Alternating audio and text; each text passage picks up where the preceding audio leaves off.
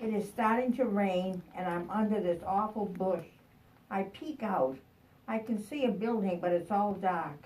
I don't know where I am. You see, I'm a cat, a very handsome cat. I belong to Miss Lily, and I was very happy. Then Miss Lily got sick and went to a place the cats can't go. Some men came to her house and started to take out her furniture. One of the men looked at me and said he would take the cat to the animal shelter.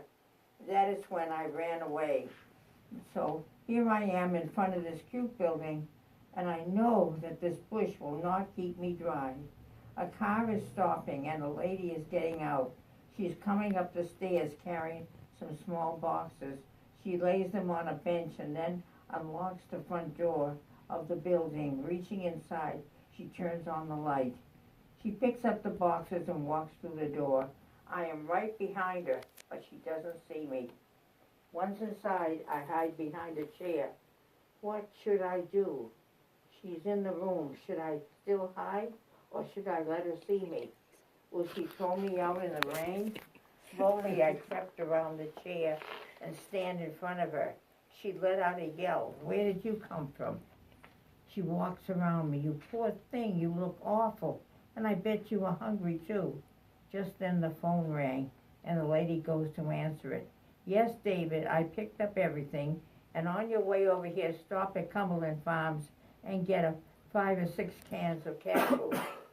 What do you want cat food for? Yelled the man on the phone. Please, just do it, and I'll explain when you get here. As we waited for the man to come, the lady patted me and gave me a hug.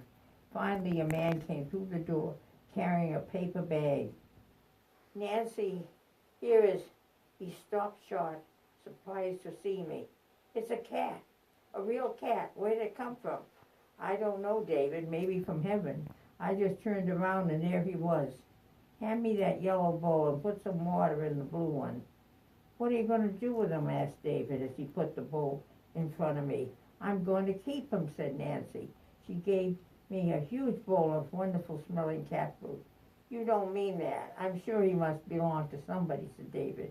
Of course he belonged to someone once, but something happened that left him without a home. So tell me, my dear wife, Nancy, where is this new home going to be? Right here in the Historical Society. Nancy, it's our job to take care of the Grafton Historical Society and make sure nothing bad happens here. I don't like the idea of taking in a cat.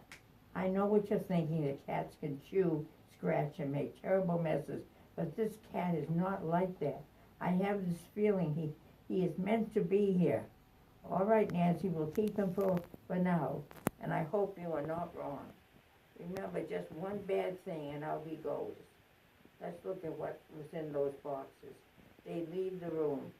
Wow, I learned a lot. The lady's name is Nancy. The man's name is David. This place is called the Grafton Historical Society. Nancy wants me to live here, and David does not. I would love to live here. I hear David leaving the building, and Nancy comes back into the room. No, she tells him not to sleep on the furniture. I don't know where that part is. Well, I'll read what I have. I will show David that he is wrong about me.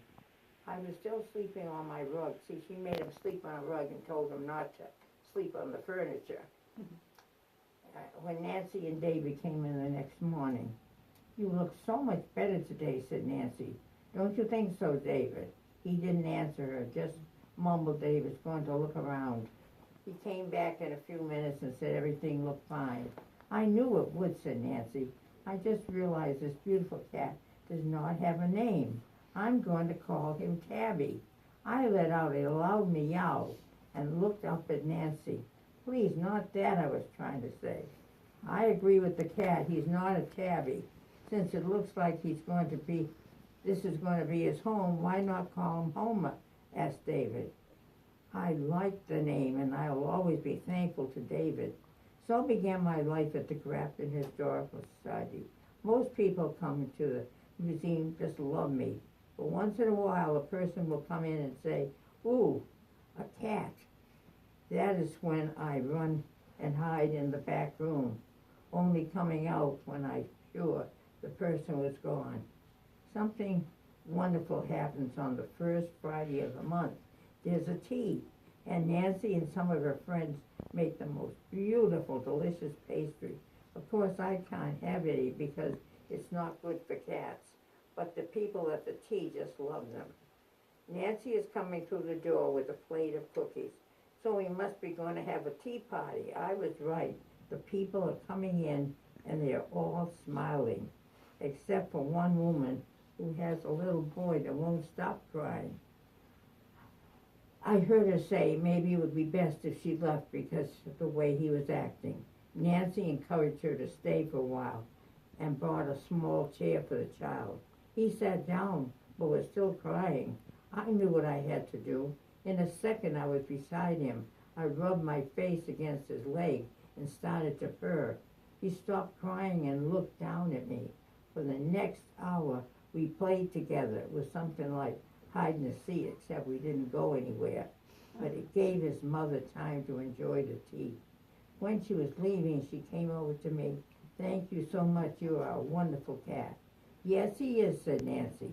David, who was standing next to her, said nothing. Today is Sunday, and the Grafton Historical Society is open 2 to 4. Someone is knocking at the door, and I'm sure it's not 2 o'clock yet. But Nancy lets a woman in anyway. The woman hands Nancy a small box, which when she opens it, she lets out a squeal. "What a beautiful necklace," said Nancy. "It belonged to my great-great-grandmother," the woman explained. "I want the Grafton Historical Society to have it." "Thank you so very much, Doris. It's such a wonderful gift. You know, we will take good care of this beautiful necklace."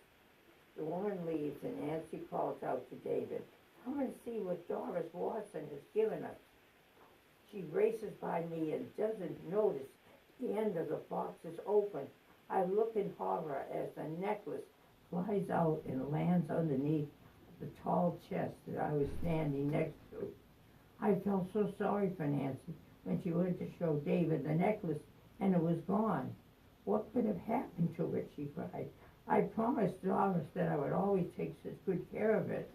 She keeps walking around the room, looking under everything. When she came close to the chest where the necklace lay hidden, I would meow and rub against her. "I can't play with you now, Homer. I have to find a beautiful necklace first." A moment later, she started to cry, and I knew I had to do something. I looked at the small space under the chest, and I was sure I couldn't fit under it, but I had to try. I dove under the chest, and right away my paw felt the necklace. But when I tried to come out, I was stuck.